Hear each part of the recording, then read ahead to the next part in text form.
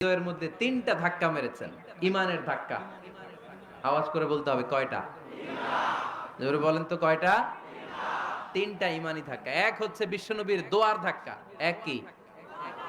দোয়ার ধাক্কা। দুই হচ্ছে সূরা হাক্কা দিয়ে দিয়েছেন আল্লাহ এক ধাক্কা। সুবহানাল্লাহ পড়বেন না? তিন হচ্ছে সূরাতু তহা দিয়ে আল্লাহ দিয়েছেন আরেকটা ধাক্কা। এই তিনটা ইমানি ধাক্কা যখন সাইয়েদনা ওমর ফারুকের হৃদয়ে লাগলো, উনি পড়তে আরম্ভ করেছেন আশহাদু আল্লা ইলাহা ইল্লাল্লাহ ওয়া আশহাদু আন্না মুহাম্মাদান আবদুহু ওয়া রাসূলুহু। চিল্লায়ে পড়েন আল্লাহু আকবার। বিশ্বনবী মক্কায় বসে বসে তাহাজ্জুদের সালাত পড়ে আল্লাহর কাছে দোয়া করলেন, আল্লাহুম্মা আইজ্জাল ইসলাম বিআহাব্বির রাজুলাইনি ইলাইক। ও আল্লাহ, দুইজন লোকের নাম বলবো, দুইজনের দরকার নেই। এই দুইজনের একজনকে আপনি ইসলামের সুশীতল ছায়া তলে এনে ইসলামকে বিজয় দান করে দেন। মুহূর্তের মধ্যে দোয়াটা কবুল করে নিয়েছে কে? বিশ্বনবী বললেন, আল্লাহ, দুইজনের নাম বলবো আজকের দোয়ায়। বিআবি জাহাল ইবনে হিশাম, হয়তো হিশামের বেটা আবু জাহেলকে আপনি ইসলামের ভিতরে নিয়ে আসেন, কিংবা ওমর ইবনুল খাত্তাব, খাত্তাবের বেটা ওমরকে আপনি ইসলামের ছায়া তলে নিয়ে আসেন। ওমরে ফারুকের জন্য দোয়াটা কবুল করে নিয়েছে কে? মক্কার যে অবস্থা, আল্লাহর হাবিব সাল্লাল্লাহু আলাইহি ওয়াসাল্লাম বুঝলেন মক্কার এই দুইজনের একজন যদি আমার সাথে না থাকে তাহলে মক্কায় দাওয়াতি কাজ চালিয়ে যাওয়া যাবে। আল্লাহরে বললেন, আল্লাহ, বেশি চাই না, এই দুইজনের একজন, হয় আবু জাহেল নয় ওমর, হয় আবু জাহেল নয় ওমর। বিশ্বনবী যখন দোয়া করলেন, এই দোয়ার একটা ইমানি ধাক্কা, নুরানি ধাক্কা সাইয়েদনা ওমরে ফারুকের হৃদয়কে স্পর্শ করে ফেলল।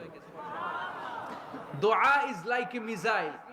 এই যে আমরা দোয়া করি, এটা মিসাইলের মতো। যুদ্ধে মিসাইল হামলা করে না?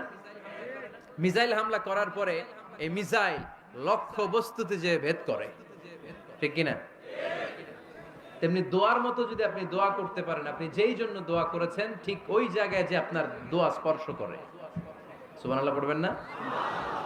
বিশ্বনবীর দোয়ার মাধ্যমে প্রথমে সাইয়েদনা ওমর ফারুকের হৃদয়ে এক ধাক্কা লাগলো।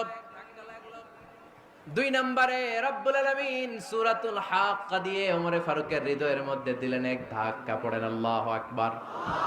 কোরআনের ভেতরে সূরাতুল হাক্কা নামে একটা সূরা আছে না নাই? আল হাক্কাতু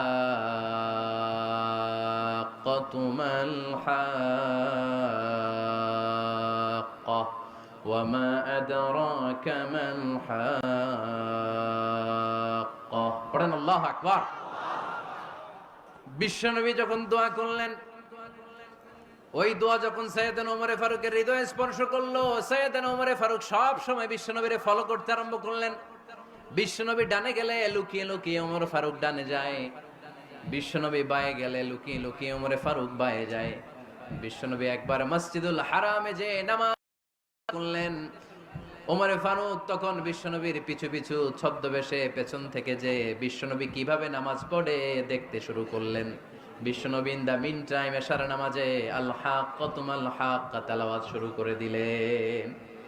আল হাক্কাতু মাল হাক্কা তেলাওয়াত শুরু করে দিলেন। তেলাওয়াত করতে করতে বিশ্বনবী যখন তেলাওয়াত করতেছে, ওমর ফারুক এরকম দুলতেছে আর মজা পাচ্ছে। ও মিয়া, বিশ্বনবীর কণ্ঠ বুঝি আমার মতো কণ্ঠ? আপনার মতো কণ্ঠ? আহমদ বিন ইউসুফের কণ্ঠ? আব্দুল বাসিতের কণ্ঠ না? বিশ্বনবীর গলায় যে কি সুরের ঝংকার আল্লাহ দিয়েছেন, কি সুরের লহরী আল্লাহ দিয়েছেন, একবার যে শুনতো পাগল হয়ে যেত। আল্লাহু আকবার। বিশ্বনবী সূরা হাক্কা মন্ত্রমুগ্ধ তেলাওয়াতে, মন্ত্রমুগ্ধ সুর দিয়ে, মন্ত্রমুগ্ধ কণ্ঠ দিয়ে তেলাওয়াত করতে লাগলেন। এশার সালাতে ওমর ফারুক দুলতে লাগলেন।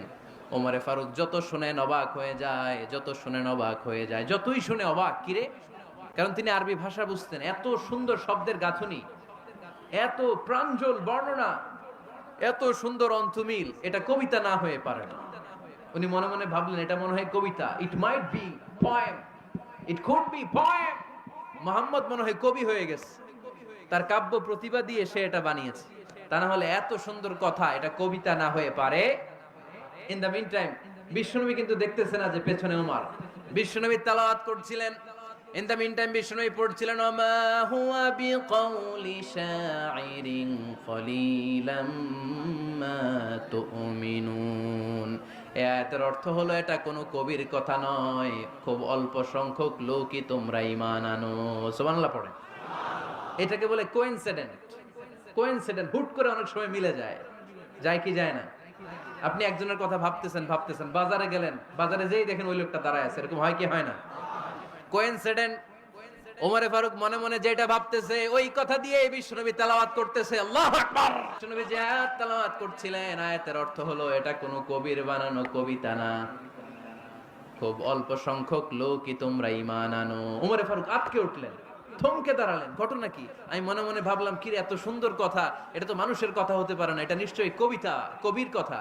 কিন্তু মুহাম্মদ এখন আবার পড়তেছে ওমা হুয়া বিকাউলি শাইর, এটা কোন শায়েরের, কবি